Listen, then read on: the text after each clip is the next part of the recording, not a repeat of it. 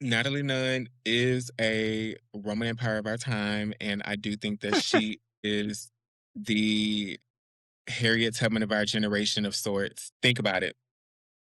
I'm not gonna.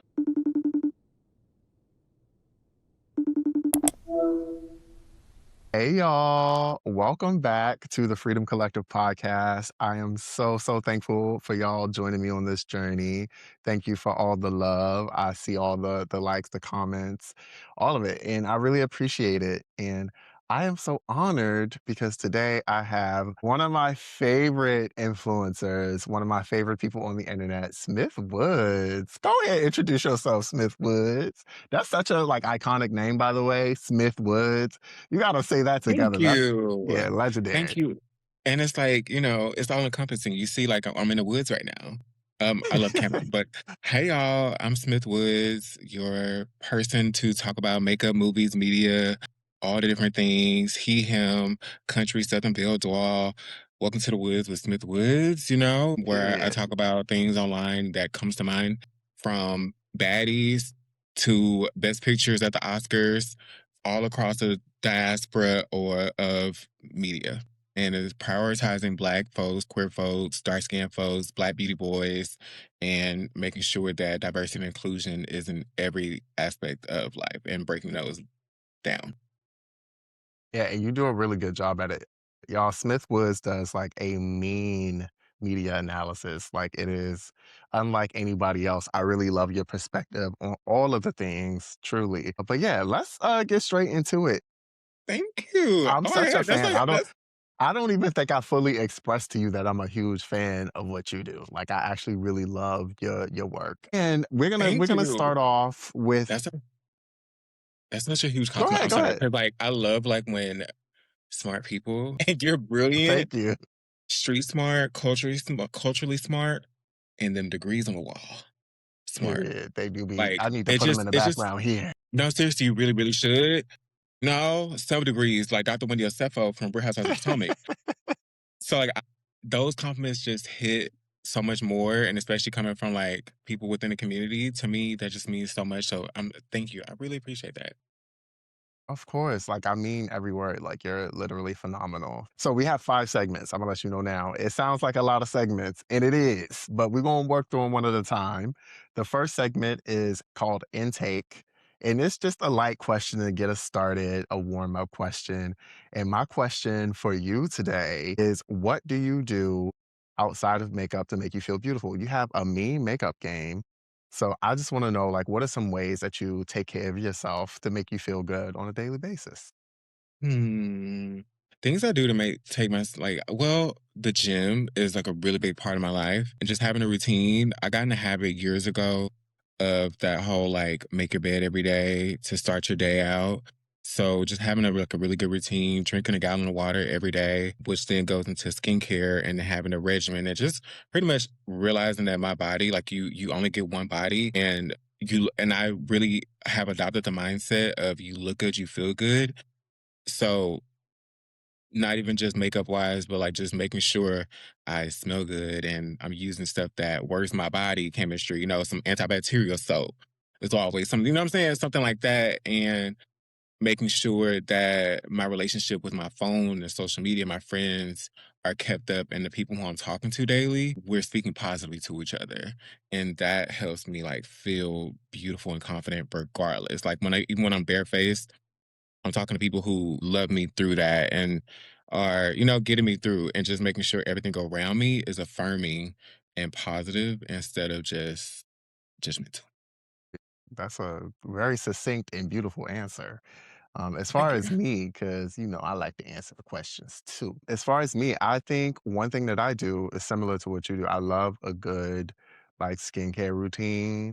Like I am not by any stretch of the imaginations consistent enough with mine, but when I am feeling like I want to zhuzh it up a little bit, I will get really into the routine. I went to Japan last year, and when I tell you I racked up on all of the skincare there, and it's really been it has me glowing like a Yes. honey bun since. Yeah, so that's Those are my one thing I favorite like to videos do when you just too. got like your skincare on and you yapping.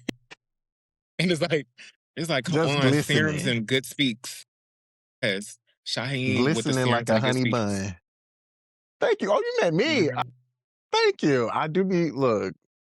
I be looking ashy sometimes on camera too, so it's okay to admit that because sometimes I'll be like, "Look, I ain't got the Spam time to page. get cute for y'all." Just on the spam page. Okay. It's okay.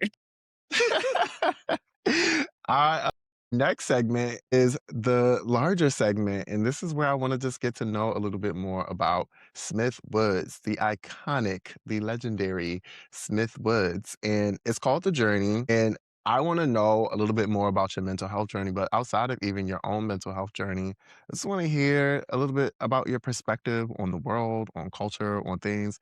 And I'm going to kick it off with a Yeah. question, and I want you to answer the question to the best of your ability, however you feel the need to answer it. But as far as mental health, what do you wish people understood about your experience? With mental health. Or just in And like general. me, wish slash oh my god, I'm a caveat ass bitch. I wish slash also understand like as my platform grows, it'll be understood more. But that my military background has so much to do with who I am today. I recently just turned 30 years old at the end of 2025. So the last millennial. So that has a lot to do with where I am at today. Like kind of like we spoke before we started recording, like with like my sleep pattern and stuff, like that's affected my life today in so many different ways, and good and bad. And I wish more people understood, but I will make more people understand in the time to come how layered and this and how do I word this? It's a complicated relationship for sure. It's Black it's people in the very military. complicated. The dolls are not one dimensional. And speaking about mental health and experiences and past traumas can be used in a way that's powerful and empowering and uplifting and add so much depth to somebody without it becoming your identity in a tainting way. And that's something that I think I'm actively working through, which is why I do what I do and why my platform has turned to what it is. Because it used to just be strictly makeup and me just being seen instead of heard. And part of my therapy and healing and mental health journey has been me like discovering things that made me happy and working through my PTSD and working through my depression, anxiety, and the things that were about to get me up out of here. And now I use it to keep me going and also inspire and uplift others. And understanding that doing the work for myself helps me be a better asset to society, and it helps like break down those mental barriers that people have, because ultimately like kind of like it's a this is like in a general way, but people fear what they don't know. And a lot of times a lot of people don't know and don't realize that the dolls, and like especially if you present so gorgeous, posh, and put together and prim and stunning, people don't really see or can conceptualize that you're dealing with so much. And Yeah. so, or that you're more than what RuPaul's Drag Race will show you, or a Queer Eye. Shout out to Grandma, that tea. And some other things going. You know what I'm saying? Like you're not just a trope. You're not a stereotype. You're not just super sassy. You have so much depth and Yeah. dimension that you're able to have all these layers to you. And I think like I don't see that many people look like me with my background Yeah. speaking. Yeah, and I'm happy that you even brought up like your experience in the military because I don't know, you're obviously aware of this, but the military basically targeted trans soldiers. So anybody who was trans was effectively released from the military. I know doing that, like going through the experience of being in the military, it's already complicated, the relationship between Black people and the military alone, the way specific demographics are targeted, like for advertisement and recruitment. But then to go through the Yes. experience of being in the military and then being people from our community be rejected from the military simply from being queer and trans, that has to be like life altering. I feel so bad for laughing. So I have to explain. I have to explain I'm like, shoot, okay. because I'm laughing. Because so like from I joined the military in 2014. That means I was in when I remember I was active duty at my first stateside base when the orange man was elected into office. There was a trans woman who I worked with. Also, I don't know if you knew this, but like on top of being in the military, please, I hope nobody it gets upset with you for this, for having me out here, but I was a cop. Ah! You were a police officer?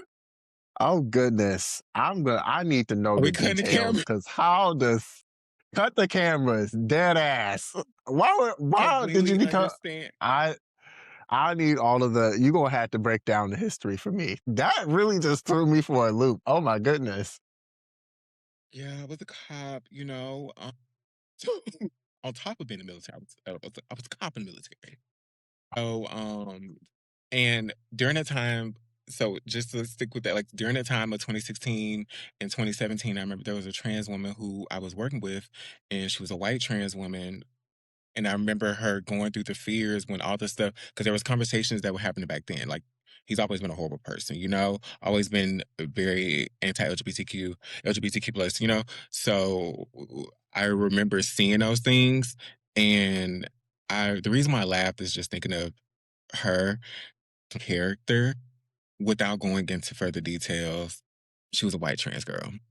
We know how that can give it up. Gold's Gym. We both about to be canceled at the end of this. Okay, so you like leave that in or not? I'm just that's so I was just thinking about, but to so with the administration and the anti-trans legislation and the trans people being affected in the military is actually really heartbreaking, and it affects veterans as well. I went in to go get like having some conversations with my primary care doctor at the VA, and she let me know that like just I was just having conversation. And she let me know, like, yeah, anything that anybody wants to explore is nip them, but like they can't do it. And the only reason why trans people who are veterans now are still able to get their hormones and care is if they had already started before he was in office. And I'm like, that's insane. Like that's really, really crazy. So it's like it's not even just affecting the active duty people and then having to get out the military and stuff like that. It's really, really crazy. And especially knowing it's like it genuinely doesn't affect the mission, which is what ultimately like they care about. The military, their whole job is their goal is the mission. As long as the mission can be completed, they don't care what's going on. If you're cheating on your wife, if you beating, if you're doing all these horrible, disgusting things to the people you sworn an oath to, whatever, as long as you show up at work and be a number and be a bullet catcher, they're cool. That's ridiculous. Once you got a limp wrist or you're trans, God should get you up out of here. And that's I'm crazy. I have a lot of questions now. Okay. Forgive me. I have more questions Okay. than answers right now because one, I'm curious What's up? about like how do you denounce the military? Like, maybe not. But how do you No, I feel mean, about that was a joke. You can answer it, but it was a joke. But like, I oh, am more curious well, about. Well, you can answer it, but I also am curious about how you became a police officer. That one's that one I need more clarity on. You're gonna have to clarify that for me, sister. I need okay. that. The answer actually, the older I get, I'm a victim. I say that funnily, but actually, like, I'm a victim of the way that the military recruits people. Go seeking out minority people in low income environments and sell them on a dream. I had a plan to go to. Part was my fault when it came, but like also a victim of my environment and stuff. I didn't have people in my life that were saying, "Hey, this is how you apply to college. This is how you get scholarships. This is how you do XYZ to build up your life after high school." And I was working full time in high school. Like I started working a full time job at 16, 40-hour work Um, weeks, while also, you know, and I didn't even conceptualize till maybe a couple years ago that that was abnormal. So when it came time for me to apply for college, I applied last minute. The one school I wanted to go to, I didn't get into. So I was like, well, hell, I'm gonna do now. Military shows up at my high school and go down. I'm like, okay, cool. It's a sign. had taken the ASVAB to get out of class because back in the day, if you took the ASVAB, then you got to miss like half a day of school. So I was like, okay, cool. I don't want to be in class. So let me go miss half a day of school and color on the sheet. I don't know what the ASVAB is anyways. Colored on the test, drew some Christmas trees on the thing, got a good enough score to where when I went and I was in the Air Force, went to talk to the recruiter. He was like, oh, you applied for these jobs, whatever, whatever, whoop, whoop. And I was like, okay. And the way it works is you go and do like this screening and test and like physical type, like light physical. When you do it, you get like a list of jobs that you qualify for that you can apply for. And at the time, I wanted to like do dental work. Like dentistry was just one of my interests in life. And so, but then I also like I had like cop and this and that or whatever. And I always heard like if you put cop on there, you're probably gonna get it because that's what they need. And I was Yeah. like, let me just be adventurous and throw it on there. For context, this was 2013. I'm from the South. I'm not that educated on like, and this is before we had a lot of Yeah. conversations Yeah, about that's before Trayvon Martin. right. This was before the awareness. So I think like while I understand people push back, like when I tell them those things, and I genuinely understand it, I just if I'm able to have a conversation, I'm like, hey, give me a little bit of grace. Understand, like I wasn't coming from a like this is a different time. And if I knew what I know now, I would have never made the decisions. I would have never I can't say if I would have never joined the military because did the best that I got, but I definitely wouldn't have did that job. And my recruiter lied to me. Once he was like, Oh, "Oh, now he like cop is lying. cool," and he was a cop, which is crazy. He was like, "Oh," he pretty much made it Never sound trust like a it cop. was easy work. Never trust a cop, and he was white, and he was a white cop too. Was he white? I'm pretty sure. Was he Maybe he was black? Puerto Rican. I really don't remember now because it was wow, 2013. I feel like he Yeah, that's eons anyways, ago. he lied to me and basically was like, "It's not that bad. We do like these little exercise thingies, like where somebody come around and like we play games and stuff at night, and or you can be posted by yourself playing video games for hours." And I'm like, "Well, I don't play video games." But like, okay, cool. That's Like he manipulative. he manipulated, like he sauced it up, and it's like he made it sound like it's not like the real world stuff. It's really like you just got the uniform on and hanging out with your people, or sometimes you even by yourself, making it sound good. Side note, those posts where you're by yourself, solitary confinement, basically.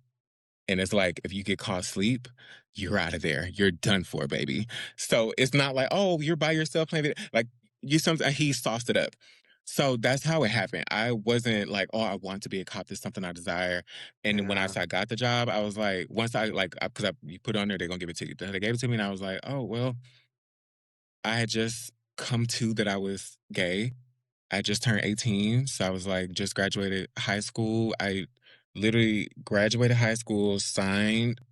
I think the one happened before the other within a week's time, and was gone a few months later. So everything happened really quickly. Um, and to my knowledge, being a cop was not that bad. Didn't know. Ignorance was Yeah. guiding me. Imma keep it a bean. Imma keep it a bean, and this might be a little saucy to say, but I will always have grace for Black people who are manipulated into being in these very predatory carceral systems, even if they are police officers, even if it's the military. I will always have grace for Black people, especially if those Black people come out of these institutions and they reform the way that they think because they gain new perspective. I believe that Black people deserve grace in that department, especially queer Black people. The way that people like recruiters, people like the freaking departments, police departments, how they target specifically Black and brown impoverished people. Hell, even poor white people, I will give them a little bit more Yes, grace than the average or other people. So you ain't gotta hyper explain that because I think you deserve that grace. At least in this space, you're gonna get some grace for that. well, thank you. I'm glad that you Anybody came out of it. else? I'm so I'll say to anybody else who may not feel this you, hopefully everybody's listening, they're like, "No, fuck that bitch, like, you shouldn't have known better." oh, I got how do I word this? I got what was coming to me. well, For my ignorance, when I tell you, like, ooh, I got the extreme, when I tell you I experienced extreme racism, extreme homophobia from day one till You did the not end when I deserve got out that. in 2020. Didn't deserve it, but more so for like if like I know in what the you grand mean. scheme of like my ignorance, like, oh, I was definitely made aware. I was made beyond aware. And it's like I tell other military people my experience, especially starting out basic training. I experienced racism, homophobia to the highest power. And this is me coming from the South, born and raised in the South. It was Goodness. so bad we were segregated in boot camp. I haven't Excuse spoken me? to anybody since 2014. Yeah. Excuse me? You said segregated? Yes. Oh We my were goodness segregated at boot gracious. camp in 2014. In 2014, in San Antonio, Texas, at that basic training, we were segregated, My goodness. whites and blacks. And we had Well, two yeah. MTIs, both like you have a head, like a main one, and then you have a like a understudy, like a, you know. And one was for the whites, one was for the blacks, but they both are white. But the one that was for the blacks, I remember specifically, we were marching one day, and one of his homeboys pulled up, and it was a black man, and he was like, "What up?" And he like bumping rap music, and I was like, oh, "That's why you fuck with us, because you really fuck with us on the Yeah. outside." But yeah, it was very because at the time, for like a short explanation, there's a platoon, like a military, like it wasn't army, but Air Force. You have a dorm chief, which is like a person that's in charge of that's also a part of the troops. And I'm trying to use like general words, but you have a fellow For comrade civilians. who's a part of The y'all. civilians like me, I do For the not civilians, I'm like, understand what you're damn, like saying. one of y'all. So they're like a imagine like a what's it called, like a high school, like the high school, like Like the president, class class president, like president, a class yeah. president type person, and he was black, and there were a lot of white men who were like, I don't feel comfortable taking like orders from Whoa. black men, and then Wow. there were a lot of them who said that was my first time like meeting people who were like, I've never met a black person in person. Oh my god. I be forgetting that there are white people who genuinely live like I've never actually been around a black person and I've never actually like encountered. It's like, damn, like y'all really do live in like your own little bubbles, huh? That's really Yes, wild. How do you not well, have like some color in your life? It sounds very boring. interesting. And so it was like in an understanding way, it's like hard. They were part of the ones who were like, yeah, even if it's not necessarily overt racism, it's like they have a hard time taking authority from a black man. And so we had to be there was a conversation had and we yeah. Wow. Segregation in the US military. Who would have thought, except for hundreds of years of history? Right. The Tuskegee Hundreds. Airmen, I think, maybe had a little inkling, maybe. Tell me more about the homophobia. How did you experience homophobia there? Just out of curiosity, I'm not trying to make you feel your trauma or nothing, even though Oh, it's that's fine. Everything. I mean, I wasn't this film presenting. I was more so just feminine, like flamboyant. Like I hadn't really like discovered makeup and stuff back then, 2014, 2015. So it was more so just me being feminine. Fun fact, I don't even I think I ever like said this on camera before, but I came out for the first time outside of like my home childhood friend group for the first time. Like I met my core friends in basic training and I came out to them towards the end. You know how we all do, like come out as bisexual at first. Um, it was one of those sets. It was still one of those sets, but still. Um, and like they loved and accepted me and it was amazing as far as that goes, but it was still definitely like s- uh a lot of a lot of people not believing in me and not believing that I could do things because they perceive me to be gay and they saw my femininity as a weakness. And that came down to pretty much anything and everything. When I went to school after you graduate basic training, you go to your job school. When I went to school to go be a cop, that's where I really, really experienced it heightened more because it was things like me being like I'm very soft spoken. And it was things like making me shout every time I spoke in class, like to an embarrassing extent, like get up, like shout every time you speak. Like if I have a question, I have to shout it, and nobody else has to do this. And it's like wow. you're a cop, like you, and it's like the women don't have to do like nobody, and it's just like poking at me, and then there was an experience where there's a thing where you do like if you've seen, do you know that show Boots that came out on Netflix? Yeah, yeah, yeah. Have you watched it? No, I'm not familiar. I know about it, but I haven't watched it. Okay. So for the people who've seen Boots, I think it's a really, really good show. I don't think it's like pro-military. I think it, anything could be something. But anyways, there's a scene where there's an outdoor portion that you do where you're out there like in the mud. And I was picked as like team lead from a squad leader, which was huge for me. And I was picked as squad leader from a lesbian woman. Mind you, this is only a couple years after Don't Ask, Don't Tell. So all of this was their homophobia is still fresh. Like they can't do what they want to do, but these people who are active, who are still in and who are teaching me and are the heads up, they were well in, like, they went through that transition of Don't Ask, Don't Tell. And so I'm coming right off the heels of it. And I remember specifically there were head like MTIs and stuff and instructors who were like they picked at me, they picked at us. And just were so like, Smith can't do this. Like, there's no way he can do that. Like, it's like I remember specifically when she picked me, they were like, you picked him?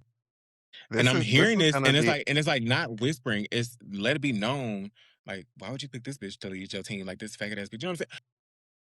Oh, not even to, like, interject, but, like, I jokingly used this term, like, a year or 2 ago, and it was a joke, but it's really starting to become reality, like homophobinoir, like, a specific brand of homophobia that we yes. face as, like, Black queer people, and just, Yes. like, hearing how, like, already you're dealing with the difficulty of being respected as a Black person, and then you tack on top of that being queer, like the same way when Black women experience misogynoir, and that's like it's way worse than Yes. misogyny. I think the homophobia that Black queer people face is like way different than our white counterparts, and you get picked at all day and by systems at that. So I think, yeah, Because I they got the jokingly racism said, in "Oh, there. Like, exactly, it's a racial because element."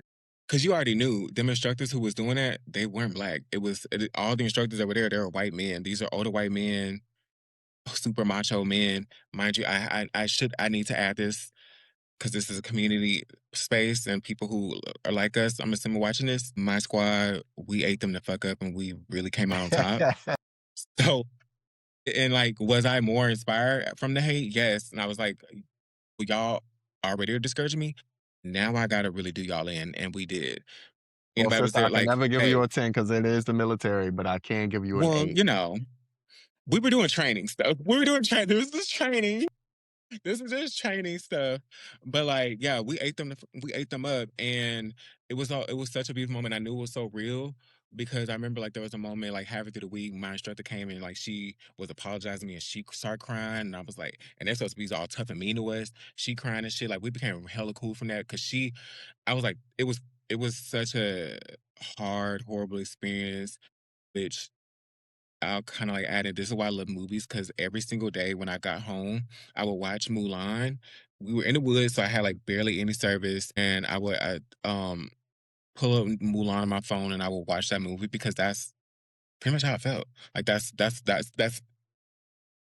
who is that girl I see? It was me. Period. And I'll make a man out of you. Getting up, that was what I was going through. Like what Mulan experienced, like I'm assuming most of us seen it, getting up at night, you know what I'm saying, and early in the morning. That's what that was like being a black feminine, queer, like femme person in the military, going through and as a cop. That's what that experience like for me. And that's why movies are so therapeutic for me because that I was genuinely watch that every single day as like a reset and motivation to keep going. And that's like the mindset. Yeah. I can understand the PTSD that happens for people after they leave the military. I forget what I was watching the other day. I think it was a video on TikTok or something, but it was somebody talking about how the military will intentionally break you down, like strip you down as a person just to build you back up to be like more compliant. Do you think that you've been able to maintain like facets of yourself, your individuality since leaving the military? Have you left the military? I don't even know. I didn't even ask that. Oh my God. Yes. Baby, I'm I don't know how it works. I'm a civilian. um so to answer that question real quick, so you sign up for your like term of service. I also my recruiter tricked me into doing 6 years. So I did 6 years active duty. So I wasn't like doing a weekend warrior. Shout out to weekend warriors, no shade to y'all. But I wasn't like I was fully that was my life for 6 years. And I got out in 2020, the end of 2020. You So just I was had a you was cop. choosing the every time period you was going in and out. That sounds very chaotic times. When I say like that's what I was saying, like when I say I got the knowledge, the experience of everything that I was ignorant to before, firsthand heavy. That's why I say that. Being a black cop in 2020 and having no choice but to be at work, it was mind-boggling. But yeah, so I'm out. I'm a veteran, disabled veteran, because I have so many ailments, like physical, my body. So to answer your question, the military does everything to break you down. The only thing it broke down was my body, never my mind and my personhood. But I think that's more a testament to me as a person and my specific unique experience, which like that's it's like tricky. It's I don't know, it's like kind of a boring answer, but it's like I mean, they No, never really broke me down. Like as far I'm as really my happy that it personhood, hasn't. yeah, I'm grateful for that. But I think that's just more of a testament, like to me. Like I always, like I never pulled, like I never. It was actually part of it's what made my process so hard because I never showed up to work not me. Like I never, my lips were never crusty, dusty. Like I was known as the gay cop with the glossy lips. Period. So like, Not been that girl since preschool. If you want to bring it like back for hello. real, So like yeah. that's like I never. That's what I mean. Like I just never shied away from my femininity. If I'm at work out there in the desert, I'm still finna, it's gonna give one of these. It always get one of these. It gave a hand on the hip, no matter what, no matter the scenario. It gave a hair flip, an invisible hair flip all the time. So I Period. never allowed them to take that away because that was how I stayed sane and how I was able to like really just survive genuinely. I think I What would was have life been like? a Oh, hmm. I'm sorry, but I was just gonna ask, like, what was life like transitioning outside of the military? Again, you came out in 2020. Oh my god, what a time! Straight into lockdown is really wild. No, so 2020 at the end of 2020. So I experienced everything. I got out in November 2020. Wow, I went through and actually I was at the base where remember that the China boat China boat. for COVID? Refresh my memory. Remember before, like right before, like COVID, like so when the coronavirus hit America, it had already like we had already heard remnants of it overseas, and then there was like a boat or cruise ship or China, a boat from China or something that had Americans on it, and they had to be Yeah, quarantined because they were quarantined with us. and this is before the vaccine. This is before the lockdown happened globally and Goodness. like United States wide. This is before. So I don't want to say they like that brought it to the United States. I don't know the logistics of that. I can't fact check that, but at least for California, I know they were the ones who came in officially, bro. When they docked, yeah, and they were at my base, and so I experienced like all of that, and I was working with those people, being a cop, and like and also some other things I'll have to say offline, but was definitely Yeah, one of the first ones to get COVID, doing yeah. things I ain't I'm had no business doing. Lord, what was it like? Because the summer of 2020 was like really, Hell, really hectic horrible. for social justice. I remember I was like out here active in the streets, really getting to it, getting active. How was that as a cop? Like being a cop while watching your own people like navigate social justice issues or social issues that revolve around police brutality and you're a police officer. How do you even navigate that internally? It was heartbreaking, it was challenging, it was one of the worst periods of my entire life, not just because of that, but because I was going through so many things mentally. When I was in Iraq 19, Goodness. and I got back from Iraq, and then 2 months later, the base I was at was completely, like, bombed. saw like footage of where I was sleeping at for like 7 months, ashes. So like mentally, like what that does to you and being there for all and like we went so that was January of 2020. Then mentally I broke for the first time like in my life and realized that something was wrong where like was crying, driving like on patrol and like crying like nonstop. And I'm like, what the fuck? Literally pulling up to a light and imagine you pull up to a light and you see a cop and they're just boo crying. You probably like, what the fuck? Like, and so like I'm like, so I turned to my weapon. 'Cause I'm like, hey, I'm not, there's no ideations, but I'm just like, this is strange, and I know I can't be like like this just visually doesn't look okay, and I don't have an answer as to why I'm doing like why, but I knew something was wrong and different coming back. I knew something was wrong and weird coming back from Iraq, from that deployment specifically, because I just wasn't as social anymore, and I was like always just scared at home. Me and my roommate at the time, my best friend, we both were in Iraq together, and we also were in Turkey together, which ended up being a combat zone. And I was 19 years old, getting fired at in 2015, 2016. So like we had been through a lot of stuff together. So we're roommates. And where our house was, we had these huge windows, and we we're side a main road. You live on the main road. To read from Real Housewives of Beverly Hills. Anyway, sorry. So we had a house on the main road and these huge windows. And at night, like we see like lights and stuff. And a big thing, like in the desert, like when you see like unknown lights, it could be, a drone, or it could be like them things coming for you. So it was just a lot. So I was going through that and not arming at work. And not arming at work means that you are seen as a piece of shit because all they care about is you being able to arm. And if you can't arm, you mess up the arming roster, and it's like red, and they don't like to see red. And I'm like, well, do you want me to have a gun and be at work crying and not know what do you want me do you want me to be mentally up here going crazy and having that thing on me, multiple things on me, and having to respond to situations? I'm telling y'all I'm not okay. And they're like, well, I mean, can you like it's supposed to be like take a knee for 2 or 3 days and then get back up. We need you. And it's like it gave one of those sets. So, and that was the whole thing. And I was like really advocating for myself at the time, going through therapy for the first time, all this and that. So all this was happening then.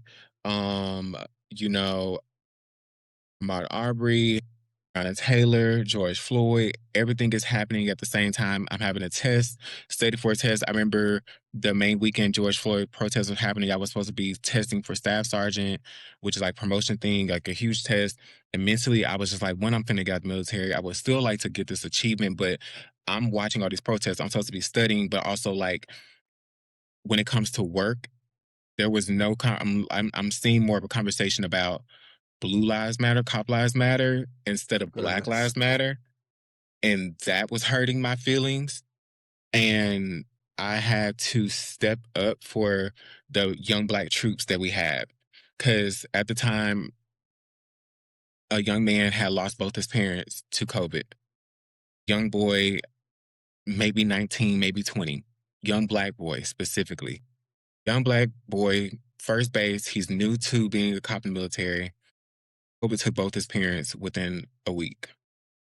Jesus. He's back at work.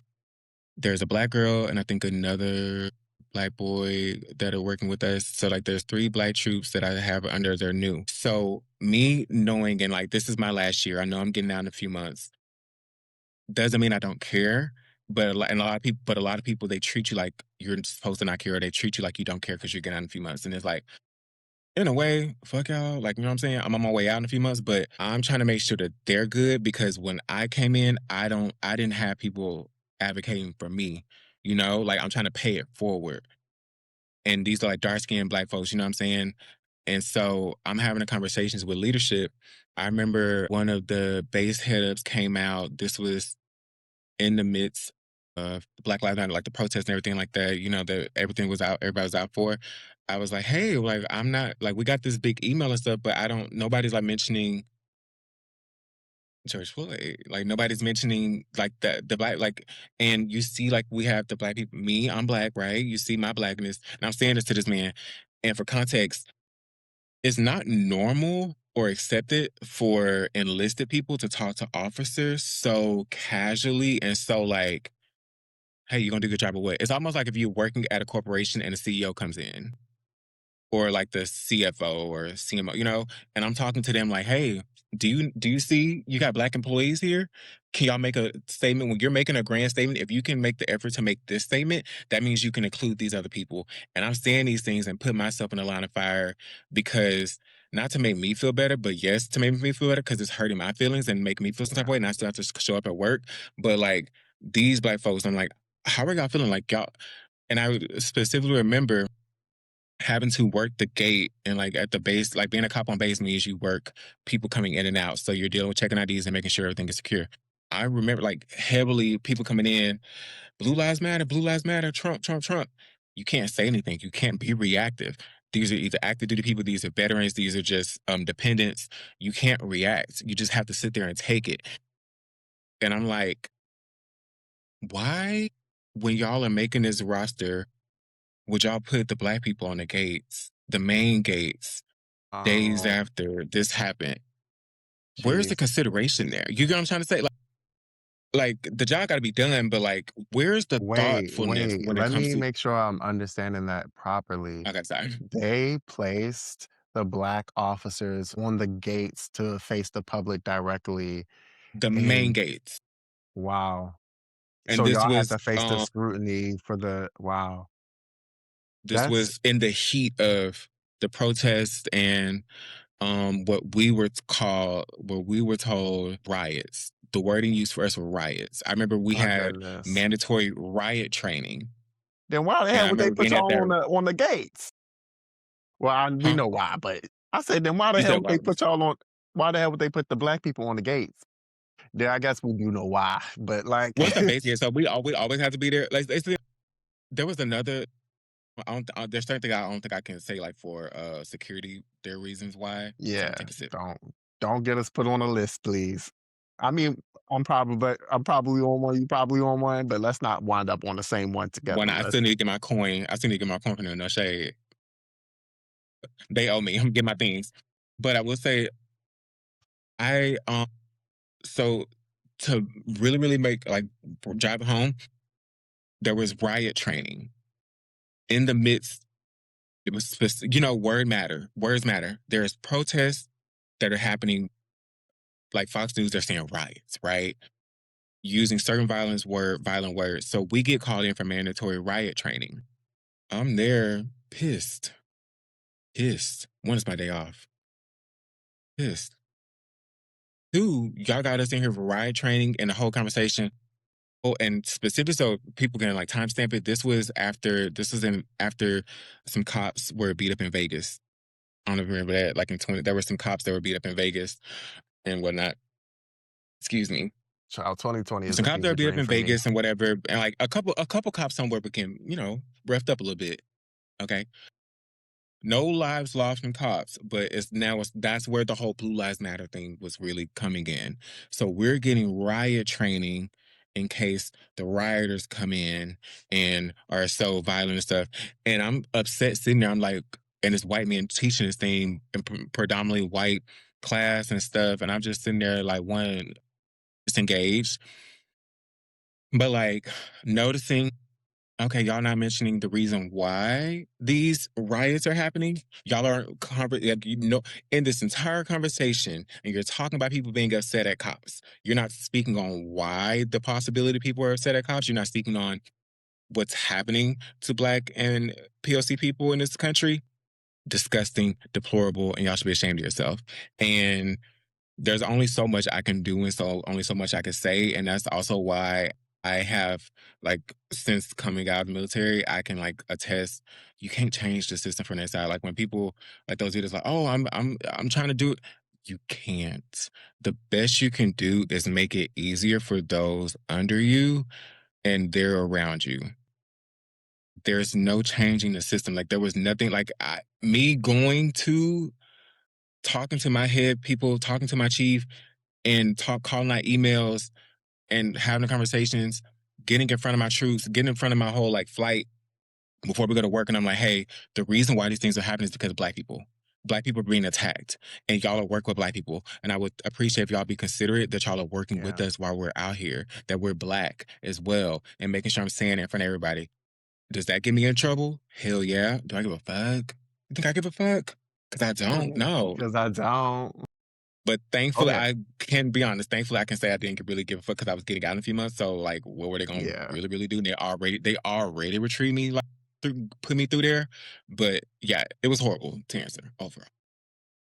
Thank you for sharing all of that. And I appreciate you for being vulnerable about it because you know, to an extent, I'm sure you know, when you are open about having been in the military or having been a cop, like that, will be people who have lots to say. But I guess my question to close out this segment, and please answer it to the best of your ability, but what would you tell younger Smith was the icon, what would you tell younger you, or anybody for this matter, who is considering joining the military as a Black person, as Don't. a brown person? What message would you have to your younger self or anybody considering going through the same experience? I think everything happens for a reason. Hashtag no regrets.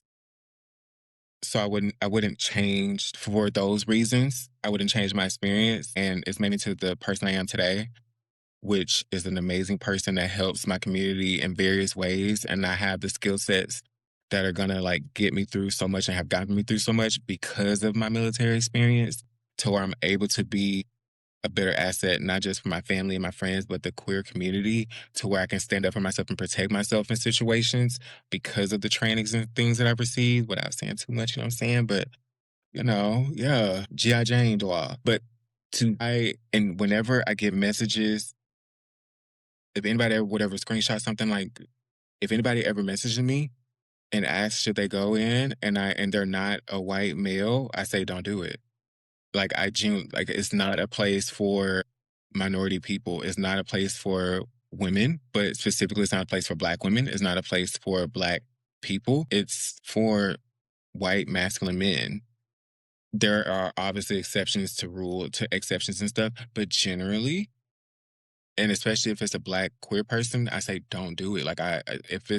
If you can avoid it, don't do it. But if you're gonna do it, don't be a cop.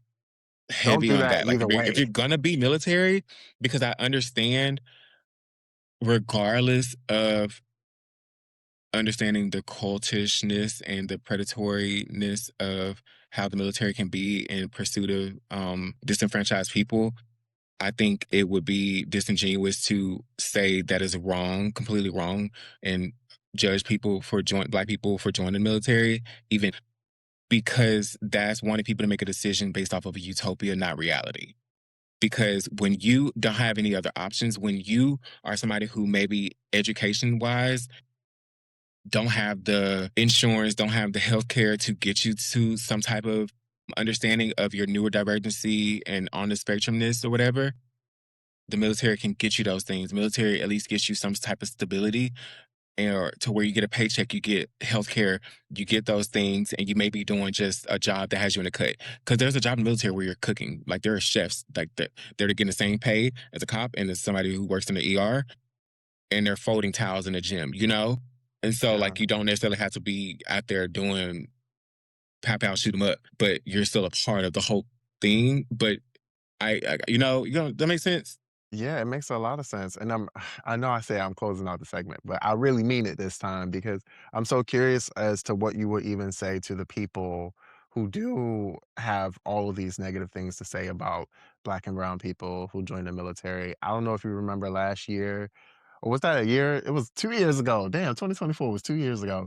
In 2024, things were hectic around election time, and some Black woman who was in the military was called all types of derogatory things. Yeah, Yeah. but I will say from my perspective, I see it as nuanced and complicated. And I think It anybody who is. flattens it down to something that isn't nuanced and complicated, they're not going to be effective in whatever mission or whatever side they see themselves on. And it's important to be able to address and acknowledge the nuance and complexity of the situation of Black and brown people joining the military. But That That's why being I love your said, mind. I love you. Yes. I'm Shit, curious why I about gotta what say something? You just said it. Oh, Shay, like, that's it. Like, it's complex. I do but I'm think gonna it's pull the complex. old to piggyback off what you said because you said it amazingly. Of course, you're brilliant. So, like, Well, thank you. it's that. Like, I don't specifically remember that video. I do remember that specific creator having some really crazy stuff. uh, some people, you know, Let me not some people, get me shady up on this podcast. I can't help it. I'm a Scorpio. It's just You're a within Scorpio? me. I am. Mr. Signs. I'm a Taurus. Oh my god! I I love a think Scorpio Taurus. down. The third thing I'm Your Taurus. rising? Yeah, Taurus rising? I You think I have don't a know Taurus nothing about rising. astrology. You say I I think. I'm like I feel like that's like my third strike. Military cop, bitch. You don't know astrology. Why are you No, here? you ain't got no strikes. You ain't got no strikes. It's like I don't judge you for your I know it. I do. It's just like I don't because I had the co-star. But anyway, but yeah. To answer the question, I get it. Like it's like you said, it's all nuance, and ultimately, it depends on the job as well. I think a lot of people don't really take into consideration like what is this person doing for their job in the military? Why am I mad that a ER nurse is in the military? Like I'll be more mad at a cop in the military than an ER nurse. They're not doing shit but going to work and being stressed out all damn day and underpaid. And it just so happens that they're wearing a uniform. And it's like, what are they doing with those funds that they're getting? What are they doing on their off time? Who are they outside of the uniform and the things that they stand for and whatnot? Because I have friends, like Black women, that are still active duty in the military now that do so much and still speak up. And I know that they're creating safe spaces, and they're Black women that I had saved me, that were active duty in the military, that were integral, which is why I say, like, I don't think it's possible to change the system from within it, but it's possible to make it easier for others, for other Black people there. And if it wasn't for those Black people, I don't think I would have made it, because when I think back to anything elevation wise and protection wise, it was a Black person that protected me at every point. Oh, and it gets really like, I think a lot of time people speak from a place of privilege when it comes to judgment, and it makes people feel good when you can ostracize somebody else and gets into the oppression Olympics and you want a medal, and it's like, but we're all up here on a stand though. So like there's no need to do that. That makes okay. sense? It does, and I thank you for that. Okay. Thank you for sharing all of that. Thank you for being vulnerable. I know it's not easy to talk about. Go ahead. What's up? Sorry, I did want to say this, especially since it's a mental health spot. During that era is where I got into mental health and what got me into going to school for psychology. I Period. majored in psychology because of that, specifically because of Amanda Steele's book. When I was going through my depths of depression and trying to figure out my psychology, psychiatry, and like trying to figure out providers and stuff, I was reading Amanda Steele's book, and I remember she said something like she moved and she was going from like LA to New York to LA or something, and she couldn't find a therapist, and she was like, couldn't find a Black woman therapist or something like that, and that story, and it made me think about my situation where I was having issues finding providers who understood me as like a Black man, a Black gay man in the military, and I was like, this is what I should do.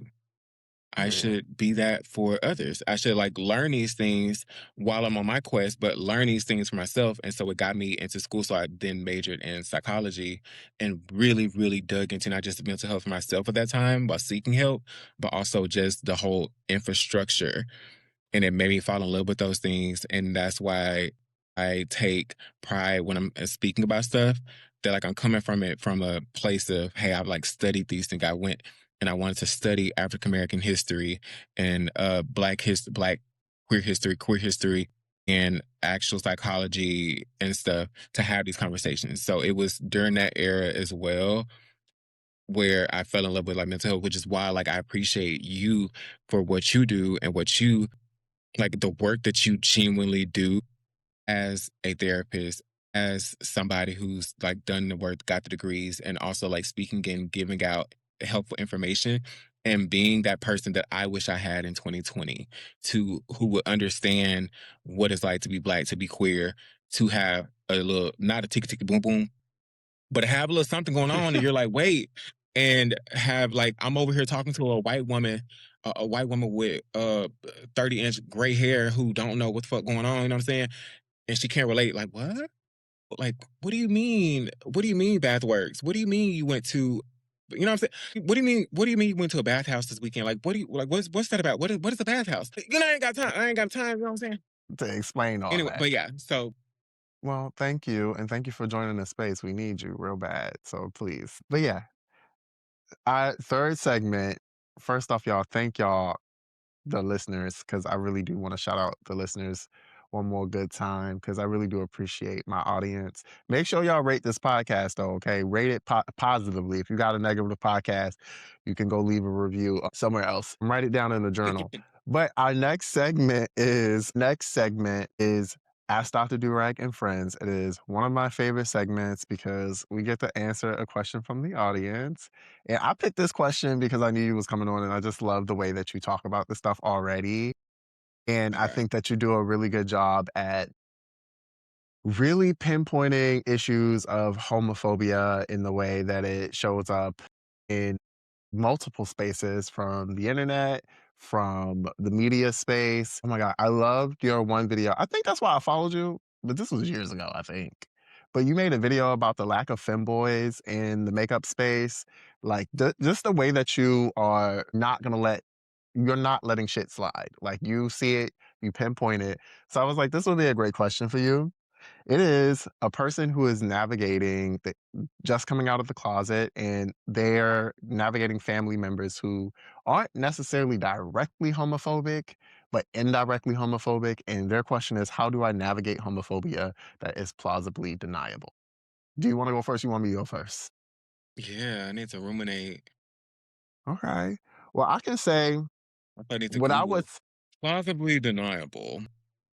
I when didn't get that degree. somebody soft hating, when somebody soft hating, for example, when it's like you can't call them out, they can deny it. Like, okay, well, I never really like I wasn't hating on you for real. Like, I just was like saying like I don't think that would be a cute top on you, even though I know it's a cute top. Or I called your job a little job, even though I know it's something that you're really proud of. I wasn't hating. I was just saying that. That don't mean that I'm being a hater. Like, plausible deniability being they're being homophobic, but in a way that's indirect. What's a good example of this? Punk. I think I'm having an They issue with that because period. Ooh. I don't think Ooh. it's like there's no like plausibility. Exactly. Like it's if I feel a way, it's what it is. Period. Until you tell me it's not, like, like it would my like complete ignorance, then but like what you said? Like, one of their favorite things to say, like, a lot of straight people will say, "I like you. You not like them other gays. You're not, like, out here doing the most." I hear that Yeah, so that's often. offensive. It's so offensive. It's like, I'm actually not like those other gays. I'm frankly worse. Like, you should actually see I'm worse than them. But Like yeah, why would you there's say this, like that? exactly. So I don't even Or think that's like when a plausibly man deniable. compliments like, "Oh my god, like you," it's like, "Oh, you're not like other girls," or but obviously I never hear that myself. But more so, like they'll say something like, "You're the prettiest. You're like you make your like something like in a friend group, like oh, like you look so much better than your friends." Well, that's crazy. Why would you say that? They're my hoe. Like they're my girls. I I'm hang out your with bad girl. bitches, so You I don't my know. girl. Why would you ever? Huh? I said I hang out with bad bitches. All my bitches is bad. That's also would be crazy. Like I'm notorious for having a fine friend group. So to say that is one, why would you lie? Two, who are you talking to? Three, Exactly. actually apologize to them on your way out. Those like Period. those are never like plausible. Like it's Yeah. direct insult. I Like, no, I get there's yeah. exactly what you mean too. What I'm thinking about though is how, or what I'm thinking as far as an answer to the question is there's always going to be a part of a larger systemic issue, right? Like homophobia, like racism, like sexism, misogyny, all that jazz, patriarchal, all of the things that fall on the patriarchy or adjacent. There will always be a part of the bottom of that pyramid where it is normalized through like slight jabs, through jokes, like through trying to desensitize people to the severity of certain statements, like that deniability. I'm just joking. I'm just joking. Like, are you I familiar think you with the brought up rape? you said the word, but we breezed past it when you said punk. Oh my god, I hate the way that, and I love Oh, black women. I love black women. My sisters, love y'all down. Okay, from roof to I'm basement, love sick of y'all this. down. I'm sick of where I'm sick of the Lala meme. Oh my, yeah, punk. Oh my god, And when they she be told it, punk. uh But huh. yeah, she like I don't. I'm sick of it. It's It's homophobic. But black women don't like there are many black women, let me be clear. There are many black women who like immediately understand when we say like, "Hey, that's homophobic." And they're like, "Oh, I ain't saying that. I don't want to offend the gays. I love the gays." But then there are some black women who are very like, "No, it's not homophobic. Like, it's just a joke." Again, that plausible deniability, like trying to like deny that something is impactful to the other people on the receiving end, or just like they flat out don't give a damn. Like I've heard the, so what if it's offensive? You a punk. Like, and I what's funny is I was on Deontay Kyle's podcast and we were talking about a different word, I believe, but like that this think that came is. up and he was highlighting how regionally certain things make sense that don't make sense regionally in other areas, right? Because like if you grow up in the South, like some people genuinely think like punk is like it's just a way to describe gay people.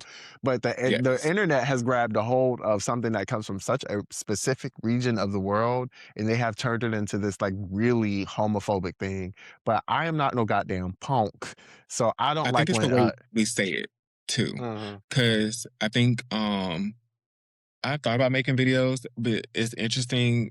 It's one that's tricky. Like I have a lot of mutuals who I consider not friends, but people I really enjoy and I like, and I at the core know that they aren't homophobic, but more than at least five who I've seen either use the meme, like the meme, say the words in their videos, whatever. But I'm like, y'all know, like this comes from punk.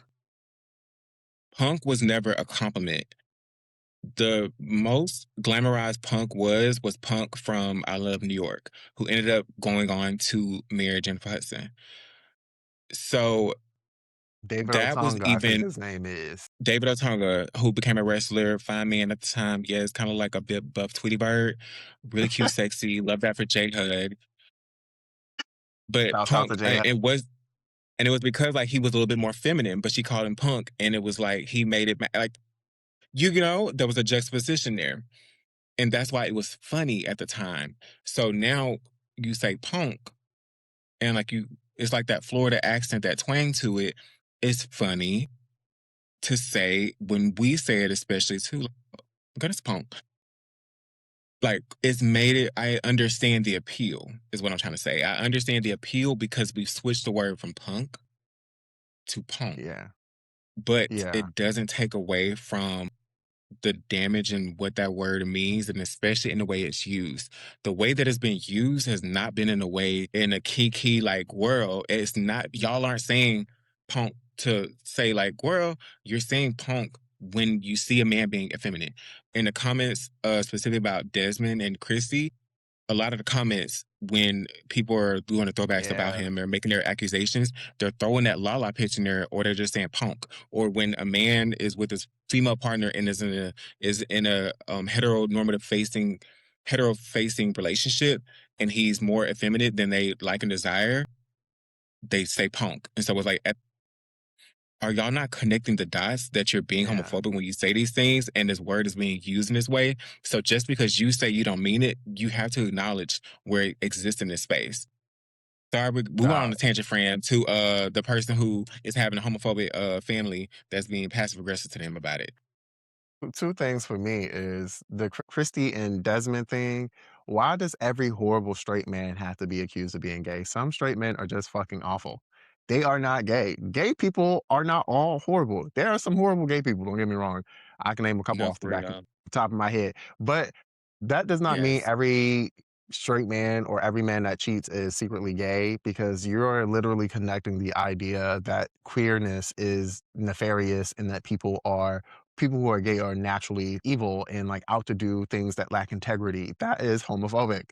But as far as how to handle it to the Yeah. person who has to question, frankly, call that shit out. I think it's so important that we talk about these things. Like, we cannot just let homophobia slide.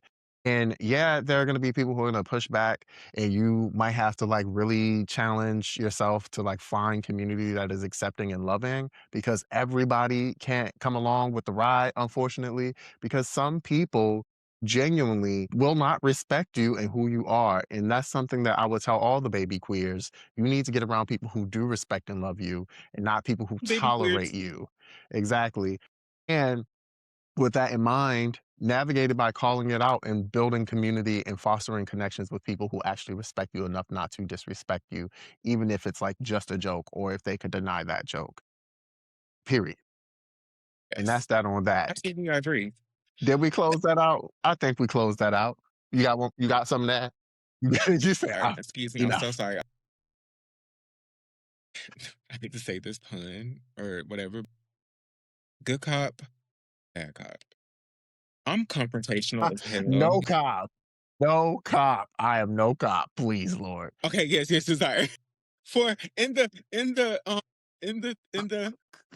term of in the essence as the In the colloquial is it a sense that, colloquialism? uh, In the essence of like in yeah, in the sense that, the yeah, investigator batting, but there because we go. investigators are different.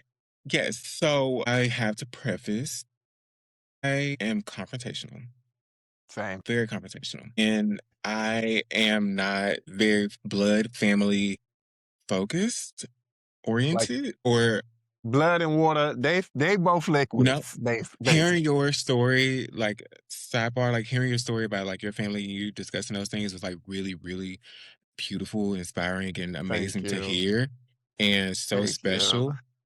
And I related in so many ways, like because I know like you're no stranger to like the cutoffs, you know what I'm saying? Like I remember back in like 2015, 2016. Remember there was a song, Cut Them Squares Up Patches. Again, back in the day, like we had that Cut Them Mhm. Squares Up, you know what I'm saying? Like it ain't Kevin Gates ain't gonna cut that bitch off.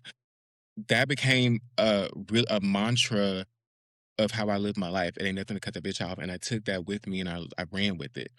And I think it's something healthy.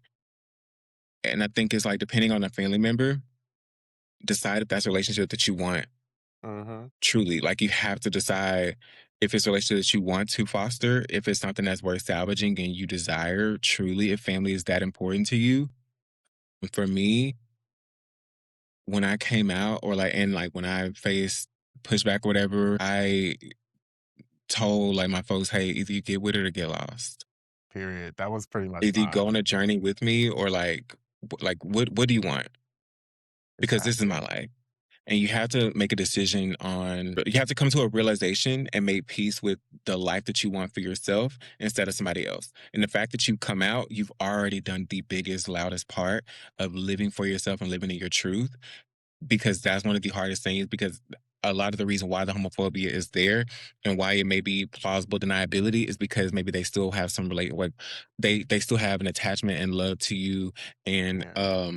some form of a lot of times it's a lot of time like people they have a what's the word destiny they have a preordained destiny they've have a Uh-huh. destiny written out for you and because Right. you aren't fulfilling it in that way for them it makes them discomfort so have grace for that but also have be that's where the confrontational part comes in. It's like, hey, I don't appreciate these things. XYZ. This is our new normal. I'm giving you this now because appreciate this Period. relationship and go from there. If there isn't a resolution, if you don't see change and growth, then you have to start to make peace and grieve those relationships because not every relationship, even familial, have to be forever. And that's Exactly. okay. And you know what? Love that down. I'll say this and I'll close it out. Grace and compassion for other people that goes past grace and compassion for yourself is self harm. You should not be trying to save other people more than you are trying to save and protect yourself. You have to protect yourself in order to show up for people who love you. People who love you don't put you in situations where you don't have to protect yourself. So if you're in a situation where somebody is homophobic, if you're in a situation where somebody is hateful towards you, somebody is not respectful of choices that you're making for your life, if those choices are not hurting or harming yourself or other people, you might need to create some distance. I'm not big on sever, sever, sever, tie, tie, tie up cut off, dissect, dissect all relationships because I genuinely believe that community is the answer to a lot of the questions and problems that we have as a people.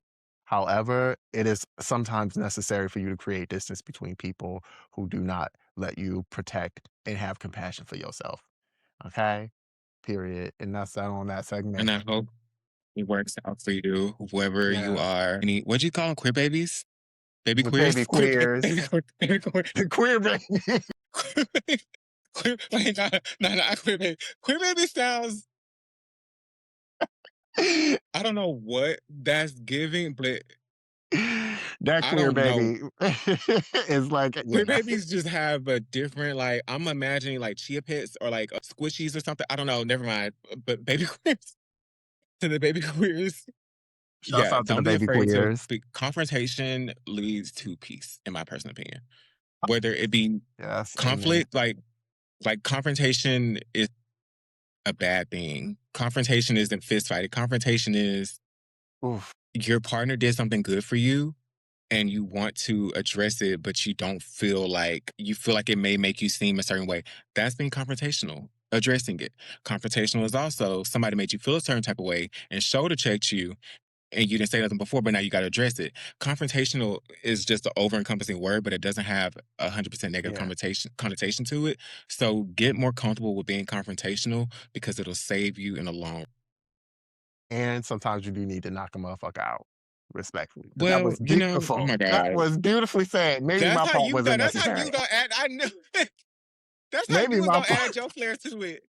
maybe my part. Listen to Smith, not me, I'm a pacifist, please. which is also crazy. No, fun fact. Do you remember the movie The Pacifier? Vin No. Diesel. So Vin Diesel had Wait, this. yeah, I do remember that one. And there was a little kid in there that was a pacifist, and I was like, "Oh my god, that's all I want to be when I grow up. I want to be a pacifist." I am so if I can avoid any type of physical violence in any type of Mhm. way, I'm gonna do that. I still feel like and now I watched that probably like when I was young as that kid. So I still like when I yeah. Anyways, that was so random, You but will yeah, still beat the brakes off somebody, okay, if necessary. I have something I like. Maybe if it comes up in another segment, but I have something I really, really would like to do this year that involves, you know what I'm saying? Look, we have 2 more, and Okay. I'll when I close, I'm gonna ask you, what if you have any closing message, so by all means. But the next segment is also one of my favorite segments. It's called "What's Your Anthem?" And this is a segment where I ask you, what is your favorite song or any piece of media that is helping to keep you sane in this chaotic, did I say chaotic, life that we are navigating right now as people? Like, what's something that keeps you sane? What is your anthem? What chaos we're living in, truly. I have there's it's, for me, everything's so layered. Sorry, I know y'all probably like this is the longest chat ever, but hopefully everybody's enjoying. It's a good Hopefully, chat. I'm really enjoying being here, honestly, and I hope anybody else listening and you're enjoying as well. But I would say, like currently, right now, it's Natalie Nunn doing what I want. I love that It's song. such a good song. I It's hate such a it good song. because It's I such think a good Natalie song. Nunn is evil.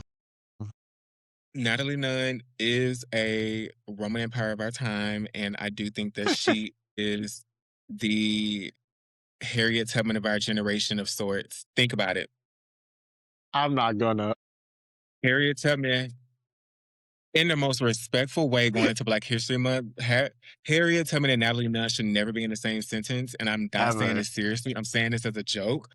But if somebody were to want to stretch it, they could say that Natalie Nunn is taking these young black women from the trenches and taking them to financial freedom, to where they're seeing types of numbers that they wouldn't be able to see in this rapid way and with this ease and with such a quickness as well and everything to it and the adoration that comes along with it in a way where in a specifically black way where they can be in a some type of way safe. So Yeah, that's why I say that. Do I agree with it? And do I actually genuinely think that she's like the Harriet Tubman of our generation? No. But if I somebody wants to understand. make a but I more so compare Natalie Nunn to a Roman Empire because the baddies' whole network is a gladiator set. They're playing gladiator games, especially when people are showing up to go into these auditions, the bad boys auditions, and people are fighting each other. And it's for our entertainment. It's for us to the consumers to choose our favorites, who we want to see fight, get beat up, and come out on top. And they're doing these things to each other for a chance to excel and gain more financial freedom. And Natalie Nunn represents, I think Commodus was his name, the one who was a gladiator and also was an emperor, a ruler as well. Because she's participating in like Bad Girls Club, etc. Anyways, it's a whole tangent. But doing what I want, it's just a catchy, good song, and it's like, yeah, doing what I want. Just pick up in the bed, bed. So that Megan Thee Stallion is my Megan Thee Stallion fellow hottie. Love her so much, and her music just gets me so hype when I'm going to the gym. Song like right now, I'm the baddest bitch out right now. Like the words she just speaks so positive about herself and the people around her, and it's so inspiring. But in the chaos, Find Your Way Back by Beyonce is one of her best songs, one of my favorite songs. It's such an Mm, important song from Black is I King that love came that out in song. 2020. I listen to that when I'm grieving, when I'm going through moments of grief, when I like to experience some kind of loss. I think that's when that song meant the most to me when I lost my partner. Like Find Your Way Back and like Other Side, but like Find Your Way Back, it brings everything around, you know? So I would say if for anybody else, Find Your Way Back is like the song. If somebody going through something in my life, I send them that song, even as annoying as corny it may be, but like I'm like, hey, just listen to this. Like, and I hope it does whatever magic and Yeah. ocean energy is in that. I hope people feel it and it resonates and it gets Shouts out to Beyonce. yes. Shouts out I to asked you Beyonce for and 2 Megan. for 1 child, you gave me 3. Thank you. Yeah, because like it was like late. I like there's like, the Uh-huh. right now and A then yeah. nuanced But thinker. I That's have okay. to say something though. I have to What's say up? one thing is like to my core because I'm a movie girl. Like my movies, a movie right now. Then I do have two. I have one for me that I've been going to recently, and it's Sex and the City. Favorite movie, the Sex and the City movie, not the show. Avoid the I show like the if you show. can. I like the Never watched the show. show, never will. Everything I've heard So about these women, I only know these women from the movies. The women from the shows sound horrible. Cause from the movie, Carrie cool, she ain't that bad. Carrie from the show, ain't that bitch. I think all of them So are low, yeah. I want to exist in this world, right? So but for right now, I think an important movie is Civil War by Alice Garland. That's a good one, and that's relevant. Mhm. The Long Walk. Smash. You about to name every movie and and song you got. Alright, I'm so, sorry, yeah, no, you're that's it, good, that's you're it. good, you're good. My anthem right now, I'm actually rewatching Breaking Bad, so I'm gonna say Breaking Bad the show. Like, normally I would say a song, but Breaking Bad, it's like just such a good that's real Why? cinema. Why? Breaking Bad is good, like, it's just, like, I don't good. disagree. I don't disagree. I'm genuinely why? Why do I enjoy That it? sounds so Or nefarious and like, bitch. But like no. I'm really pissed why. So Breaking Bad is I miss TV shows that weren't like all about the big moment. Like it does such a good job at pacing that I miss. Like when shows took their time And plus it like really challenges the complexity of people because Walter White is the main character and he is going from chemist to kingpin, like meth kingpin. And it is just so interesting to watch human beings be like kind of challenged. Everything that we think we are can be changed or challenged if we are met with the right circumstances. And I think that is a reflection of the wider world. You got me breaking down and analyzing it. I'm watching it because it's good, but like also it challenges, Well, reframes who we are as people. But okay, that's important. last, That's cool. yeah, that's why I love It's a show. your I've never seen the breakdowns. show. You should Like watch it. It's watch Breaking Bad. it's one It's of those like shows I don't think I ever watch, but you it's one of said, those. no, thank you. It's as a like movie and TV person. There are certain movies and TV shows I know, and I will always champion as being amazing, while knowing I'll never watch it. And Breaking Bad just so happens to be one of those shows I know I'll never watch. My spirit is not drawn to it in the slightest. There's never been a moment in my life That's where I'm okay. like, ooh, and it just, And you know what? but in a conversation, I'll be like, yeah, Breaking Bad, best show ever. But what's so Yeah. funny is my partner was like, "Yeah, like, I don't wanna watch that." Like, I tried to get into it, couldn't get into it, and now we're watching it together, and this man cannot even stop watching it.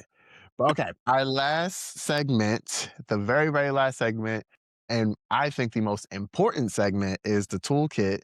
And this is the segment where we both share one thing that is helping us navigate life and expand everybody's mental health toolkit. Do you want to go first or you want me to go first? I go You go first. first, please. Period. One thing that is really important in my mental health toolkit right this very moment is spirituality. I have been really trying to be up on my spiritual hygiene, like taking care of, and that's different for everybody. I like to like, pray and I also like to, acknowledge and my peoples, like the ancestors, building a relationship with my ancestry has been really helpful for me right now. And if that applies to you, if you have ancestors that aren't barbaric, like by all means, I think you should indulge too. If that's your not gonna yuck your yum otherwise, but that's what's been getting me through right now. So that's in my spiritual tool, in my mental health toolkit. Some Friend, hold people be on. having barbaric ancestors. You know that's the truth. Barbaric ancestors? Yeah. As in like what's his name from Django? Like Samuel Jackson character from Django? Or like cave No, I people? mean I mean anybody because look, Nazis had Like if young folks children. was tombs? You said who? Nazis had children, Well, Klansmen had children, and them children had children and children. So your ancestors could easily be somebody who is, a very hateful, wow, evil for this person. whole like hour and a half, 2 hours. You only been thinking about black people. Yeah. I try to My keep in mind didn't even mind. like You said I didn't. I forgot that these people even existed. no, my mind went to like, oh, If you're very white, black you're people. welcome here. You're welcome here if All are you're welcome. white, but just No, for silently. real, truly, truly. You are silently, like, please listen silently. Truly. Please. Like I'm the United Don't Nations say the when N it comes to the word. other side. I don't want to hear it. Give people you're welcome. Just silent. Don't even think it. Don't Matter of even. fact. All right. What's your anthem? Wait, we just did that. I'm sorry. Toolkit. You see how The toolkit? No, it's okay. I'm sorry. that's I kept mentally on where I I'm love the at. answer, but when you said like the barbarian really threw me off. I love that. Because yeah, because I always be like, I do when people, oh, my ancestors, I'm like, some of y'all ancestors sucked. Not everybody during Bad. the civil rights movement was moving or Yeah. right. Period. Some of the people in the civil rights movement were silent, complicit, and horrible, and abusers at the times as well. Like your granddaddy was horrible. Your ancestry, you got a lot of work to do, boo. Don't call on them unless you want to cuss No, them out. seriously. That's Everybody it. No shouldn't be shade. calling on their ancestors. Respectfully. Some of y'all do And need to that's like, like more. That's the honest truth. yeah, I think maybe it's that's important to real. like reach out to gather to see or like do some talk to your peoples in the community. Be like, hey, how was my granddad a snitch? Like I know for a fact both my granddad were whores. Like both of my Yeah, I like think all both of of my ours was. grandfathers were whores. You know what I'm saying? Like I know I come from a long line of male whores. So I know that that's something like I have to face. What? Both like no, for like both my Oh, grandfathers were okay. whores. Yeah, and like Smith, the toolkit, the toolkit. sorry. Sorry, all right. Okay, so what I'm doing is That was funny. Both of my grandfather were whores. I co- Sorry, that was funny. Please continue, they continue. were. The toolkit. Yeah. It's it's documented. But I for my in my toolkit, I think am I realizing I don't have a toolkit? Everybody has a toolkit. What's something that you do to help you feel better when you're going through stuff I watch that's stressing you out? movies. I watch movies and TV Yeah. shows. That's genuinely what keeps me going. Like not keeps me going, but like that's what helps me. Like when I'm feeling emotions and stuff, I have certain movies and shows and genres and things that I watch to escape from to whatever. Like right now, I'm rewatching Hunger Games. But I rewatch Hunger Games like twice a month. But I'm watching Hunger Games right now, preparing and hopefully calling for Katniss Everdeen. We need a girl on fire. Where is our girl on fire? Right. Luigi. Alicia Keys, But where you at? Sorry. No, not the song. Okay, never mind, y'all. I'm not sorry. her. Not her.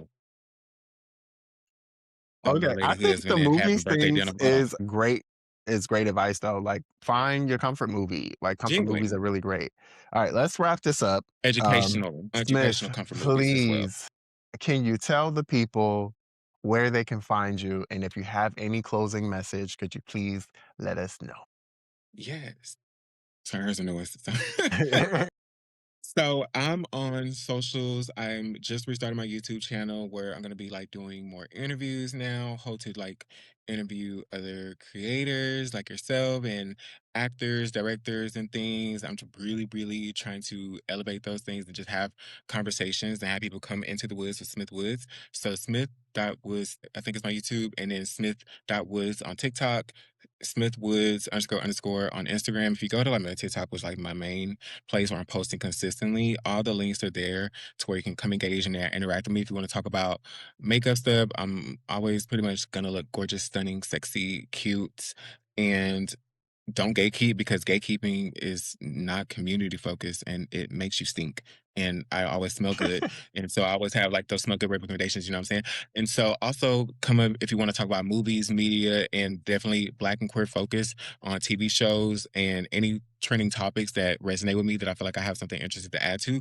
I want to have communal conversations. Much like Shahem, if you are engaged with their platform and their stuff, I think that we have similar morals, but like similar ethoses. So I would love if you come and hang out with me in the woods with Smith Woods. And Go ahead and run also, into the woods, I'm y'all. curious. Yeah, come on to the woods, girl. It's warm. It's nice. I have a question. It's more of a. This is something I'm interested in. I was talking about mentioned a little bit earlier, but it's more. I'll ask this question here for you and anybody else, and put it out there for the first time. I've been interested in, especially like you being like in a city, in a bigger city. I've been interested in this year. Somehow, it's just a thought. Debating a course of sort, a self defense course for the dogs, where which incorporates firearm training, combatives training, specifically more so combatives training because anybody can go to a gun range, but learning how to clear a room, learning how to like pie a corner with the weapon, learning how to hand to hand combat and get out of situations. And I've been thinking about those things, but specifically for the dwells, the girls, like the feminine, gay men, they, thems, trans women, Yeah. you know. I think that that's something that would be really, really cool. Because one of my favorite things about like my experience from the service that I've taken with me is my knowing, like being in those combative situations and now knowing how to maneuver. Like if I'm in this, like knowing that if I'm in a situation where I have to get hand to hand with somebody, it doesn't have to go to deadly force and knowing those things. And I think it helps for a conversation when you're in other possibly tough situations. Yeah. And I'm Let's curious if that's something like people would even be intrigued to do. If you are somebody who's interested in that, I think I would like love to participate. Please feel free to reach out, like connect with Smith. And yeah, I think that's a Just let beautiful me know. idea. It's a necessary. I would definitely be down. And it's just harder with certain things because you know New York in general is very strict about these gun laws. Trust me, I've been trying to get my license for a while. Well, that's why combatives would be the main thing. Like combatives is like the more so driving force of it. Like Yeah, you definitely don't always get like, you it. know what I'm saying? Yeah. All right, y'all. Thank you so much for listening. Smith, thank you so much for coming on. I really appreciate it, genuinely. You are a light in this world, and I'm happy you shared a little bit with us today. Y'all, please rate the podcast positively, comment, like, share, do all of the things. Thank you for coming back time and time again, and thank you for being a part of this collective. I hope that y'all have wonderful weeks, and remember, you are doing a lot better than you know. Bye, y'all.